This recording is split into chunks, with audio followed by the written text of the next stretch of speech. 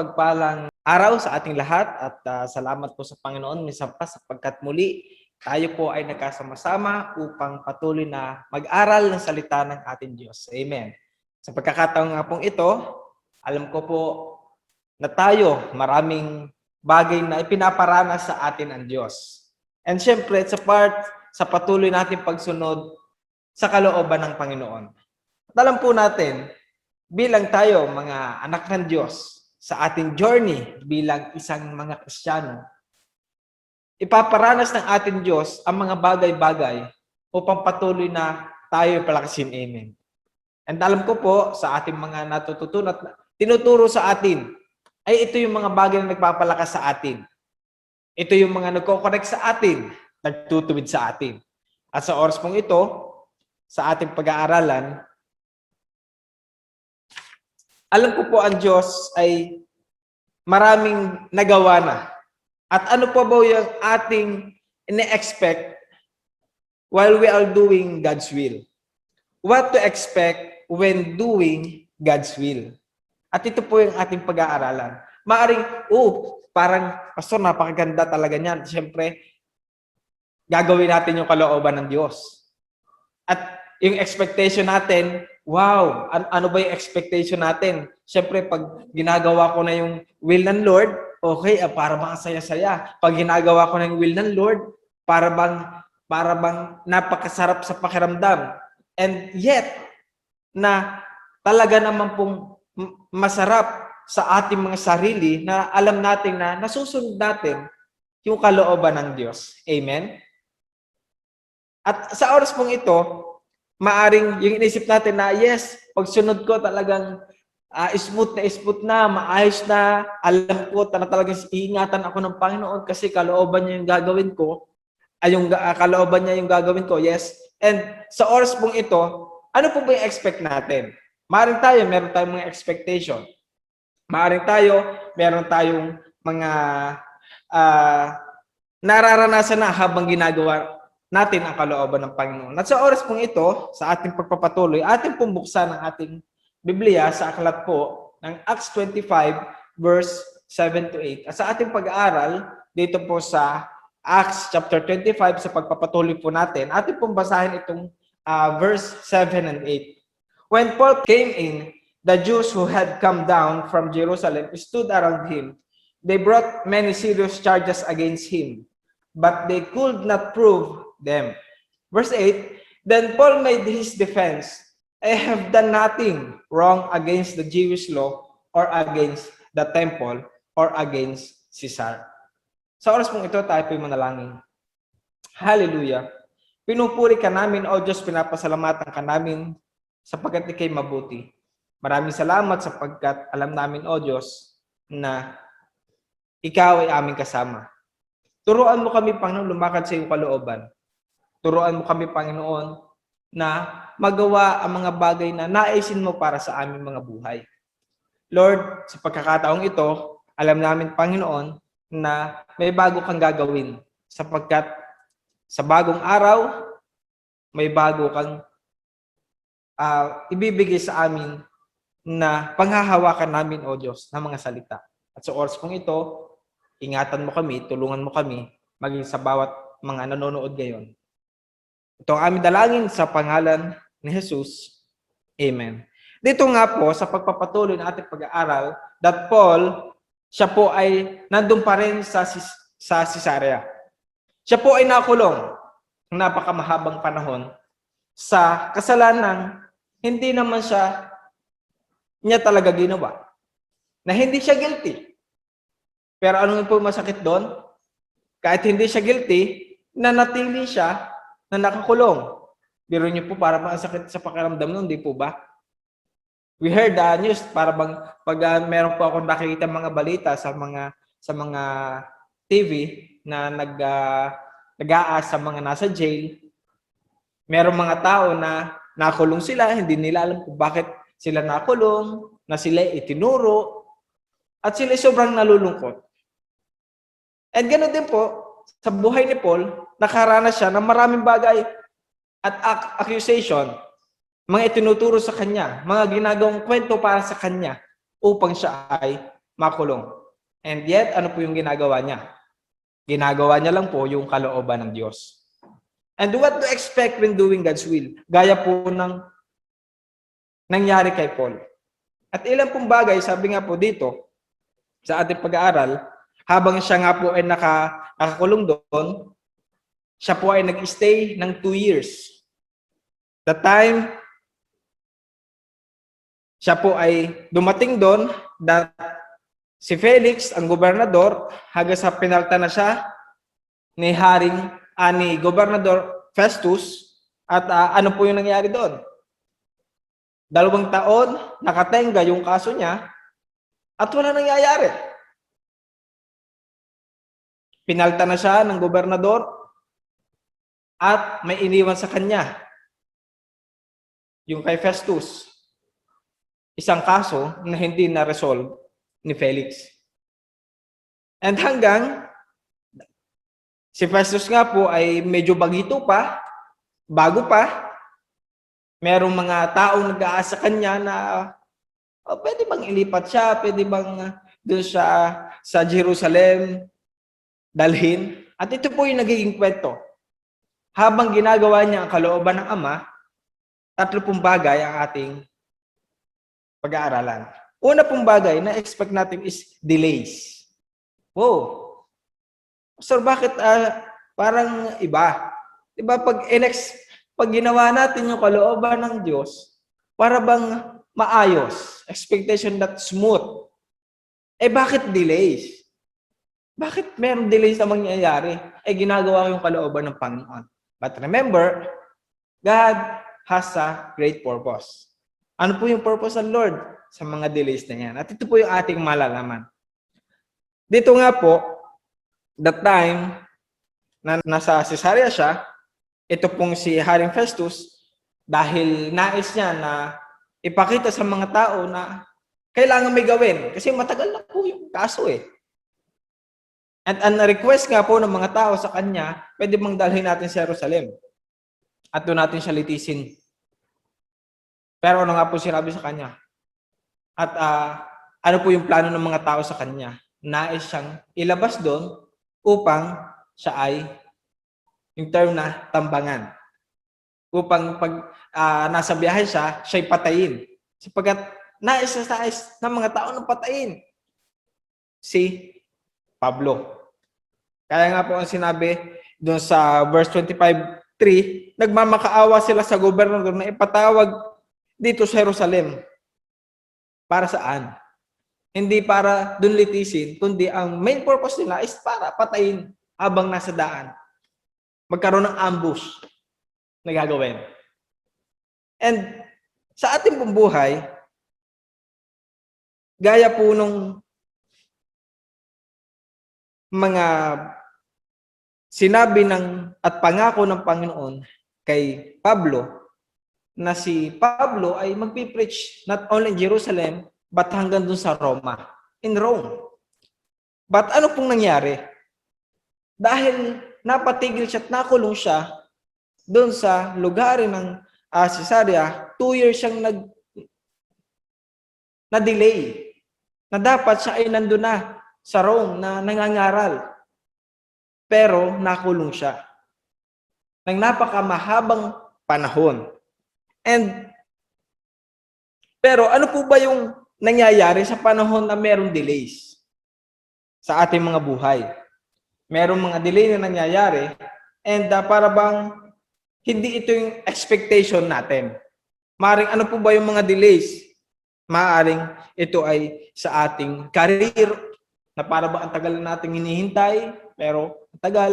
Maaring yung reconciliation ng mga family or mga mahal natin sa buhay, maaring yung ating financial status na para bang Lord, tagal-tagal na, trabaho na ako ng trabaho, ang dami ko na ginawa, pero bakit parang hindi pa din nagbabago? Maaring sa ating mga karamdaman, meron tayong mga sakit, pero para bang, ba't hindi ko pa rin natatanggap yung kagalingan? Merong delays. And yun po yung nangyayari sa ating buhay. And why God allowed allows delays sa ating mga sarili. Sabi nga po, dito po sa ating pamumuhay, ang Lord ina-allow yung mga delays. Minsan kasi hindi pa natin tanggap, hindi pa tayo ready na tanggapin yung mga bagay na inihanda ng Diyos para sa atin. Amen? May mga panahon na hindi pa rin tayo handa. Kahit gustong-gusto natin yung isang bagay, pero kita ng Lord na hindi pa rin tayo handa. Kahit excited na tayo, gusto natin ito na yung mangyari, pero kita ng Lord yung puso at yung mga buhay natin, na tayo pala, hindi pa talaga totally handa. At iniingatan tayo ng Diyos. Inaalaw ng Lord yung delays kasi pinoprotektahan niya tayo. Gaya po sa isang eroplano, di po ba? Dito, madalas narinig natin, okay, delay yung flight namin. Bakit na-delay? Maaring pagbaba ng eroplano, na-delay kami, hindi traffic, hindi kami makababa. Minsan, 1 hour, paikot-ikot doon sa taas. Minsan, nandun sa baba, hindi naman makataas. Hindi maka-take off. Kasi merong problem sa taas. And the way that yung mga pilot, o kahit ano pa man, like sa mga barko, minsan, nadidelay yung biyahe nila. Bakit? Na pwede naman. Sometimes, nagkakaroon ng delay dahil alam ng pilot o ng mga driver na ito, na once na siya ay nag-take off at hindi maayos yung taas sa kanyang daraanan, magkakaroon ng disgrasya. Magkakaroon ng problem. And ganon din po sa ating buhay. Nais ng Lord na protektahan niya tayo. Nais ng Lord na ingatan niya tayo. Kaya may delay dahil nais ng Lord ingatan tayo. Kasi, gaya ng sinabi ko kanina, baka akala natin, ready na tayo pero hindi pa pala. Kaya, nais ng Lord, ingatan lang tayo. And inaalaw ng Lord yung mga delays kasi maaari na hindi pa ito yung perfect timing ng Lord para maganap yung mga bagay na yon sa ating buhay. Meron tayong mga pinapanalangin. Meron tayong mga desire na talagang gustong-gusto natin. Meron tayong mga ninanais. Pero sabi ng Lord, hindi pa ito yung time. May perfect timing ako. At yun yung dahilan kung bakit sa ating paggawa at pagsunod sa kalooban ng Diyos, merong mga delays. Dahil nais ng Lord na ingatan tayo, nais ng Lord na maging handa tayo, and syempre, nais ng Lord na mas mapalago yung ating pananampalataya. Nasa panahon na tayo ay naghihintay kasi hindi pa yung perfect timing, habang tayo naghihintay, natututo tayo na patuloy na pataasin ang pananampalataya na ang Diyos ay kayang gumawa ng himala. He is a way maker. Kaya niyang gumawa ng kaparaanan, daan sa ating mga buhay. Na kahit imposible na sa ating mga sarili. Ngayong estado ng ating buhay. Kita po natin, alam po natin ano man yung nararanasan natin. And kita ng Lord. Gaya nga po ng kay Pablo, na sa halip na siya ay makapangaral na yung 2 taon na nakatigil, napakahaba.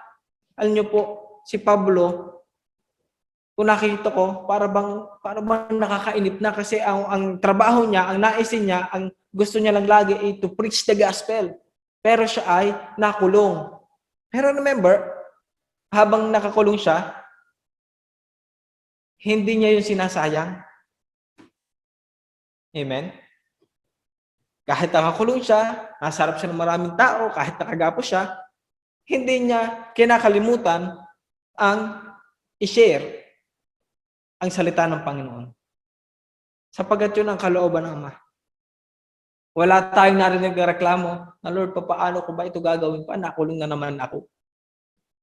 Lord, paano ba ako tutuloy pa? Kasi hirap na ako, pagod na ako eh.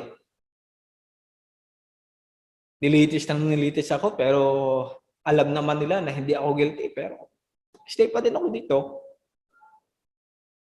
And inaalaw ng Lord yung delays kasi merong ang Lord na inihahanda para sa atin. And Psalms 25 verse 5 nga po, na sinabi doon, turuan mo akong mamuhay. Saan? Sa iyong salita. Na wala akong ibang inaasahan kundi ikaw lamang sa buong maghapon. Yun po yung nais ng Diyos.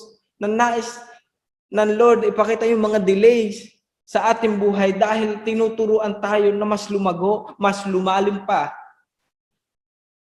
ang ating pananampalataya sa ating Diyos na buhay. Alam po natin at kita po natin yung sarili natin sa harapan ng ating Diyos. Amen? Kung bakit mayroong mga delays, hindi dahil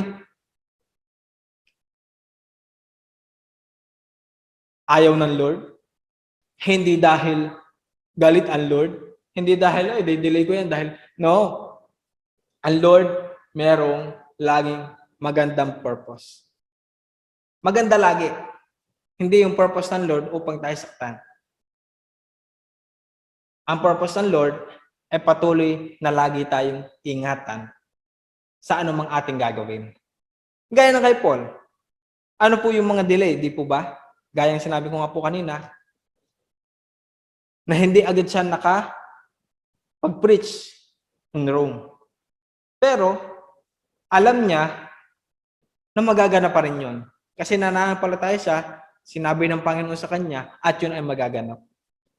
Ganun din po sa ating buhay.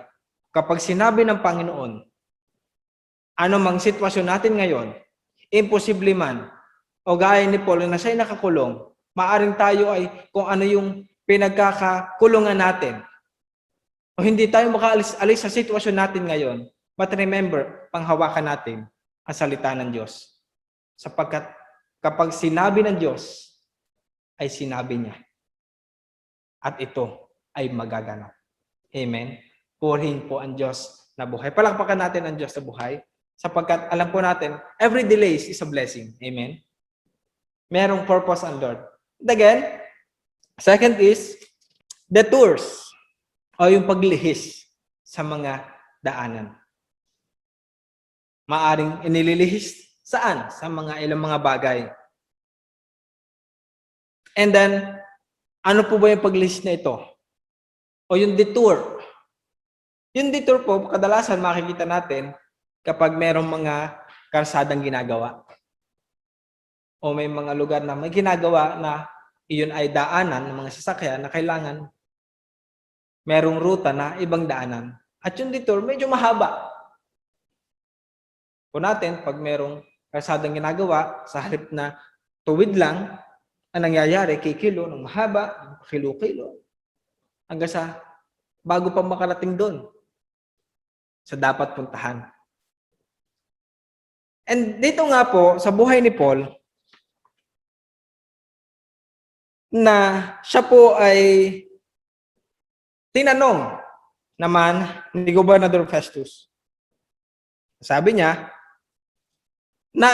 in verse 25, verse 9, nais ni Festus na pagbigyan ng mga Hudyo, kaya tinanong niya si Pablo, nais mo bang pumunta sa Jerusalem para doon kita litisin?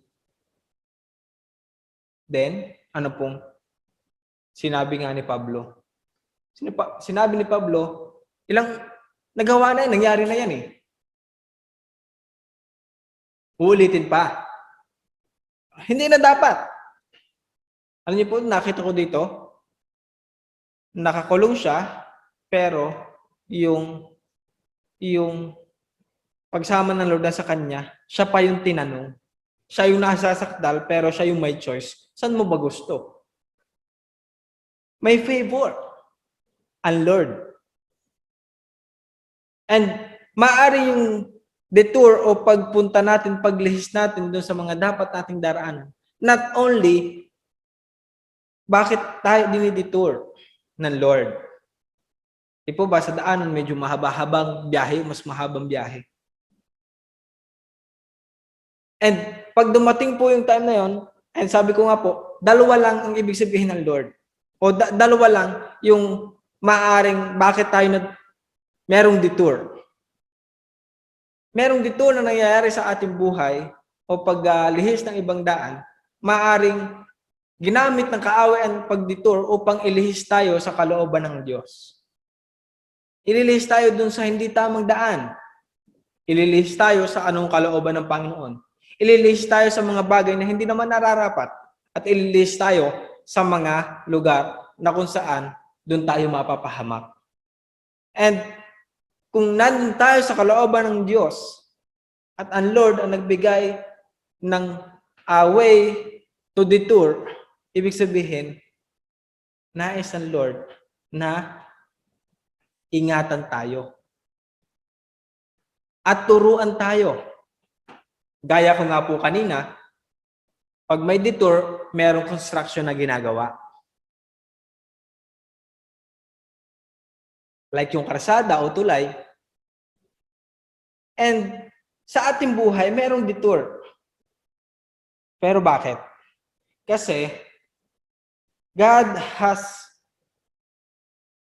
constructing in our lives something to construct na may ginagawa sa ating mga sarili. Ang Lord may ginagawa sa ating mga buhay. Merong inaayos. May itinatama. Amen? May construction na ginagawa sa ating mga buhay, sa ating mga sarili. Kung bakit ang Lord dinadaan tayo sa mga detours. Yung detours na yon, mas mahabang way para makadating doon sa ating dapat puntahan. Pero habang tayo po ay nandun sa mahabang way na yon, ang Lord may something na binibuild sa ating mga sarili. Ang Lord may mga bagay na inaayos sa atin.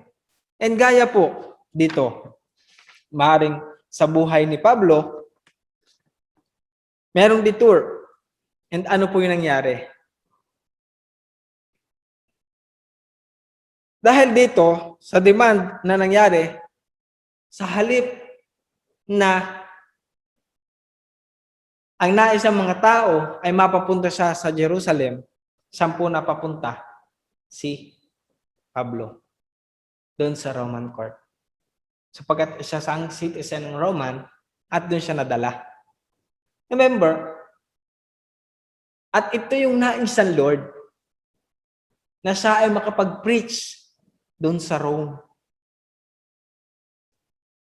And may detour na nangyari at ito medyo meron mang delay.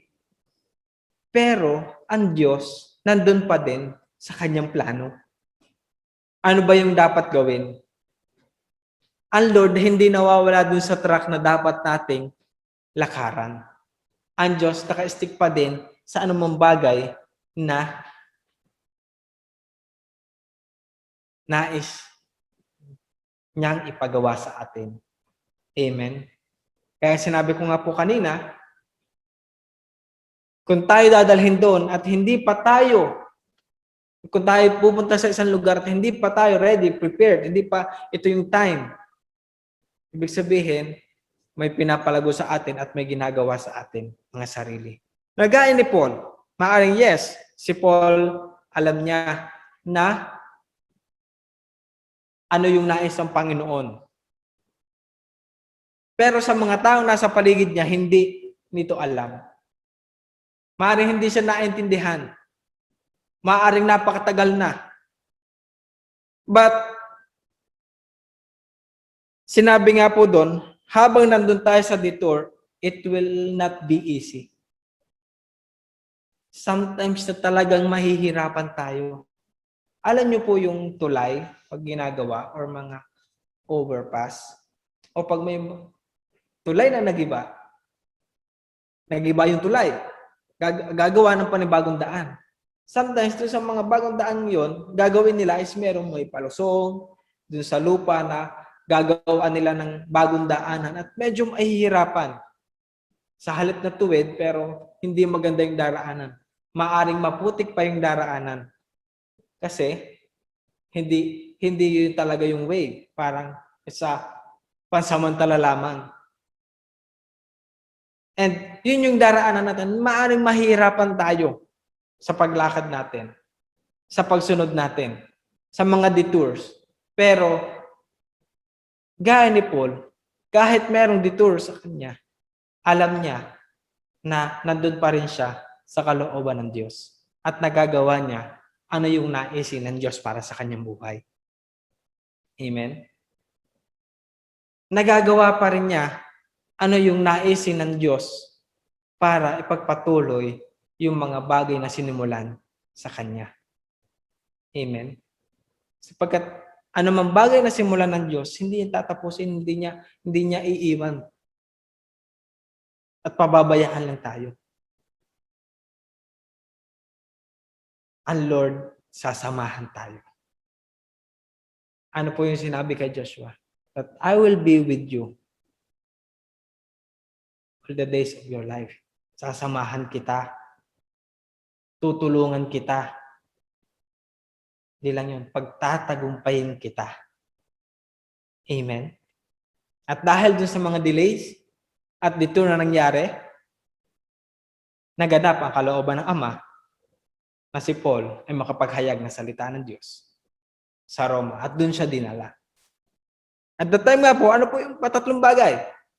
Lastly, makakaranas tayo ng distraction. Ano po? Distraction. Sa pagsunod natin, habang tayo lumalakad sa kalooban ng Diyos, mayroong mga distractions tayong mga ma-encounter. Ito nga po, si Paul ay sinend na doon sa Rome. And then si King Agrippa is nandun at si Bernice. Punta kayo doon at habang kaharap niya nga po, sino nga po ba itong si King Agrippa? The son of Herod Agrippa who had James, na yung pumatay dun sa kapatid ni James, si John. And grandson na si Herod na siyang nagpapatay sa mga batang lalaki that time nung ipinanganak si Jesus. At great uncle naman na si Herod na kung saan siyang pumatay kay John the Baptist. Maaring makita natin, kaharap ni Paul is yung king. Maraming tao. And maaring si Paul, sabi nga si Paul ay makita na napaka mababa. Si Paul ay makita na nakagapos lang. Makita si Paul, ano man yung suot niya, hindi ka presentable kasi ilang taon na siya nakakulong. Maring yung kanyang physical na katawan ay hindi na maganda, pero kahit na king yung kaharap niya, dumating doon na talagang salita ng Batangas ay napakagara. Ano po?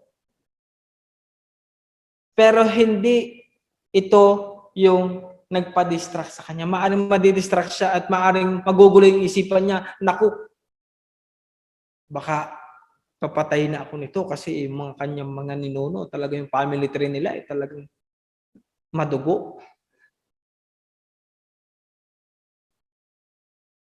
And bakit nga po ba natin nararanasan sa panahon na tayo ay sumusunod, merong distraction? Nais ng Diyos na habang nandun tayo sa distraction, hindi distract tayo sa mga bagay-bagay dito sa mundo. Ano po? Nais ng Diyos na tayo ay patuloy na mas lumalim sa pananalangin. Amen? At habang nandun tayo sa maraming distraction na binabato, nilalagay ng kaaway upang tayo ay lalong ipalayo pa sa kalooban ng Diyos, nais ng Diyos na mas lumalim pa yung ating pananalangin, yung ating prayer life. Amen? And again, nais ng Diyos na mas magkaroon tayo ng mahaba o quality time to meditate His Word. Habang maraming distraction, habang may nilalagay at ini-input ang kaaway sa atin, Nais ng Panginoon na patuloy na magkaroon tayong time at lumalim yung ating pagme-meditate ng salita ng Diyos. Ano po yung sinabi kay Joshua? Meditate the Word of God day and night. Yun yung pinapaalala sa atin. Upang ano may yung distraction, ano mo yung mga panggulo, hindi natin iintindihin. And syempre, na patuloy na lumalim yung ating pagsamba sa ating Diyos. Na kahit anong nangyayari, habang merong distraction, alam natin na tayo ay magbababad pa rin sa presensya ng Panginoon sapagkat yun yung nais niya. Ito yung dapat nating gawin. Amen? Na yung mga distraction na ito na naranasan maging sa buhay ni Paul na maaring mayroong distraction pero sa harapan ng crowd, ng maraming tao, sa harapan ng hari, sa harapan ng lahat ng mga nandoon, hindi natinag si Paul upang ipahayag ang salita ng Panginoon. Hindi siya natakot. Hindi siya nagkaroon ng kaba na, naku, eto na. Ito na siguro yung time. Baka mawala na, pero hindi po yun. Ano po sinabi niya? Ito na yung time. At ito yung pagkakataon na magaganap na ang kalooban ng Diyos na ipangaral ko ang kanyang salita. Amen. Habang dumadaan tayo sa kalooban ng ating Panginoon at lumalakad tayo, yes, mayroong mga delays. Mayroong mga detours. And maraming distraction na tayong may encounter. Marami tayong mararanasan. Pero ang pangako ng Panginoon, that I will be with you all the days of your lives. Nasaan man tayong estadong buhay ngayon? Ako po, aking buhay, naranasan ko po na magkaroon ng mga delays, detours, na Lord, sinabi ko sa Panginoon, Lord, pagod na ako, pwede bang stop muna? Lord, pwede bang patayin ko muna yung engine? Pag okay na, start ko na lang uli. Maraming distraction. Sinabi ko, Lord, bagabag na ako. But ano po yung nilagay ng Lord sa akin? Habang nandun tayo sa detour, ang Lord sinabi, meron akong ginagawa sa iyo. Sinabi niya sa akin, titigil ka ba? Ito ba yung time para tumigil ka?